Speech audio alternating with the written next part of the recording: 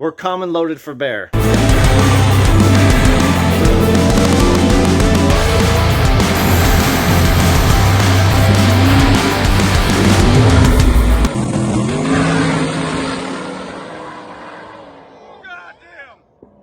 Well, back out in the garage. It's no shave November. Trying to work on something here.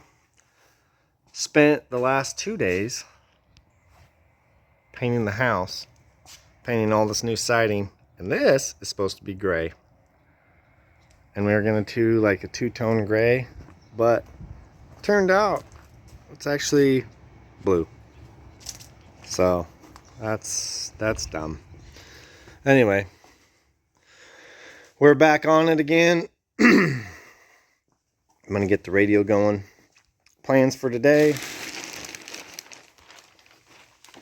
like to get my crankshaft and bearings in here, and yeah, start cruising on putting this together, work on file fitting some rings, and start reassembling this deal. Block turned out pretty good, and we're ready. All the horsepowers. Just giving the surface a wipe and installing these main bearings. Alright, let's hope this will focus here. So I took a little file. This bearing already had a little bit of this chamfer. I made it a little more, so oil is going to come out of this groove and slide over to this thrust surface.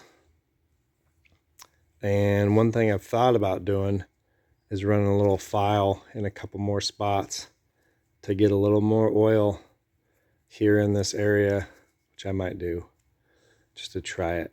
So yeah, anyway, on both sides, I'm not touching the shell of the bearing, so there's nothing's going to happen when the bearing squishes, but that path is just going to help oil get out here.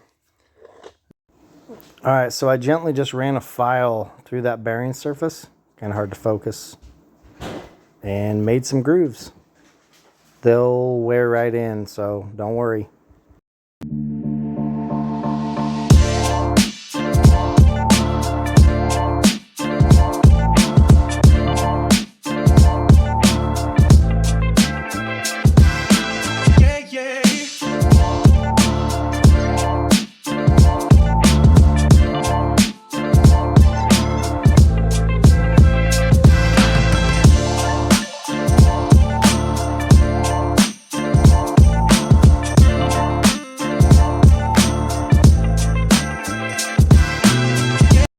I am pulling all of the pipe plugs out of the block and resealing them. I pulled the restrictors. I'm going to pull all of the pipe plugs on the passenger side and driver side of the motor, reseal them, and then I'm cleaning the deck surface, getting ready to install the gear drive.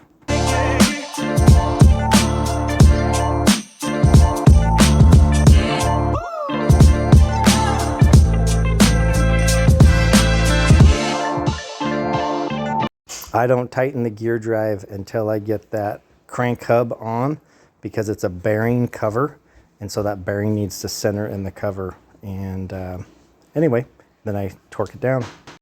I'm also using my ring tool and setting some rings to gap them. Missed a little yesterday. The phone died. Let me show you guys what I got done while the phone was charging. Sorry. Got 4 in. Just fitting each ring, pulling the pistons apart, which I already measured the skirts to see if they're collapsed.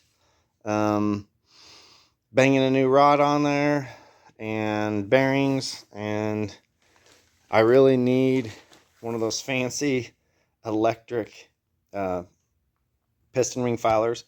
This thing, the center stone area where you got to work,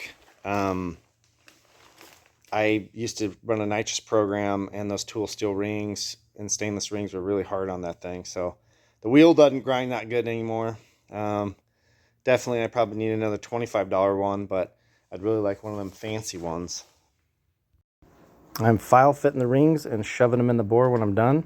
I use 8 thousandths ring gap per the formula for the cylinder bore, and end up with somewhere around 36 thousandths. I also make sure to file the second ring a little bigger than the top ring. That way, if you rattle the ring and it gets past the top ring, it doesn't hit the second ring, and it has some room to get out and won't break the top ring, and that's worked pretty well for me. I know a lot of other guys do it. I didn't invent that or anything.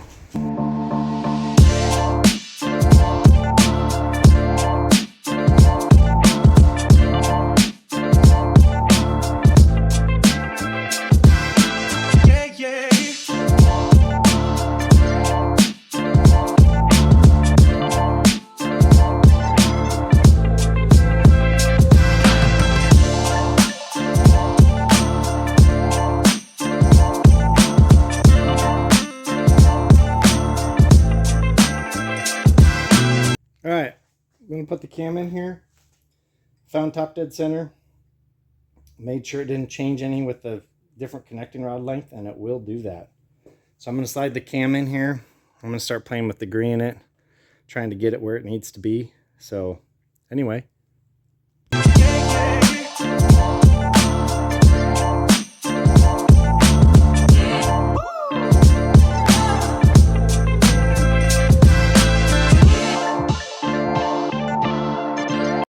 Those RCD gear drives have infinite adjustability. I'm taking the time to make sure I get that thing exactly where I want to get it, and then I check number 6 to make sure the cam's not twisted, and that's worked pretty well. I fucked up.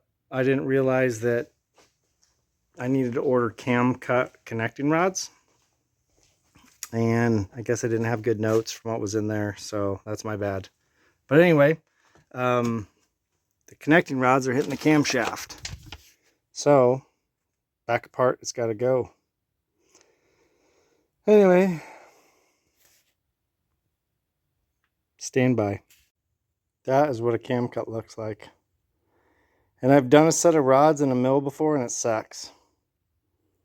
So, yeah, that's a bummer, because you can just order them. It's like 25 bucks or 50 bucks or something. But I didn't know. What I need to do is watch one of my videos about putting a hemi together.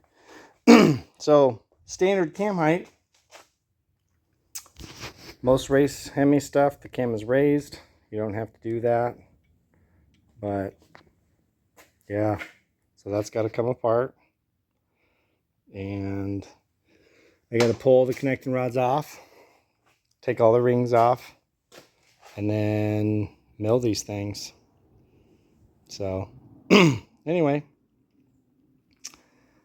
little setback, but if you want stuff right, well, this thing wouldn't make it half a revolution, so got to be done. At least I got a guide, but that's a pretty big kick in the balls. All right, so there's my cam cut. Didn't walk you guys through this whole thing, but I'm just gonna go hit this with a Scotch-Brite on a roll lock and take off all the sharp edges. That's a factory cam cut. So there's mine. Anyway, this is the last one, and this thing's gonna be back together. Just walk you guys through assembling this. Make sure you have a nice clean area, and then I use WD-40 on everything because it burns. I lube the cylinders, I lube the rings, spray everything down. I spray more WD in there once I get it in there. I did cut my finger pretty good. So anyway. Now I'm checking the cam degree again. And my fixture's real high tech. I actually prefer to do these with the head on, but I thought I could make my tool work. And all right, so what am I doing? I have this cam that I ran in that motor that John Beely ground me, and I thought it was ground on a 45-degree lifter bank angle, and it's not. So I checked number 1, and I checked number 6, and, you know, same top dead center. And it was at 17 before top dead center on number 1, and 7 degrees before, best I could measure. So anyway, that's not it. All right, sorry, I'm back. So this cam's gonna come out, and we're gonna put the cam that was in here back in here, get it degreed up, and obviously the cam's clearing, so that's cool. Stand by. I thought it would be good to show you guys how many times I mess with this, and I messed with it even some when the camera wasn't on. First off, I didn't get my fixture just right. So when I checked this cam on number 6, it was off, and I know that shouldn't happen. And I know it's not twisted. So reset my fixture, and then I'm just moving the wheel around. Literally every position I tried was just a degree past it or a degree before it. And there is a perfect spot. You just got to be patient, and it takes a lot of time. Sometimes they go right in, but this one was just fighting me. So back and forth 100 times, pulling it off. And then I finally got it and torqued her down. I'm checking camshaft backlash with my thrust washers. There's a pack of thrust washers behind the gear and a pack in front off of the fuel pump cover. Well, I did a little bit of work while my phone was charging. Haven't been out here that long, but I got the oil pump drive filed down, got the oil pump on, and then I got the heads torqued down. So when I do that, I loosen all these shaft bolts, 120 pounds on the top, 100 on the bottom, 45 on the inside. These are my cylinder head grounds. And then I got to put my China rail spacers in and goop these. And this, I use a little gasket, piece of foam in here, and this prevents the foam from blowing out. But these things work pretty good. My buddy Greg made those for me. And then I'll put some valve covers on here, and then I need to find an oil pan that I want to fix. I got a bunch of them, and I don't like that one. That one's fine, but I don't like it. And then that new one, I need to either put that thing on a press, see what I can do with it, and see if I can't press that wow out of there. We'll see. It's really not that bad. But it needs washed. So, yeah. The old pour line Hemi, dude. Ready to go. Ready to fight some more battles. Here we go. Thanks for following along.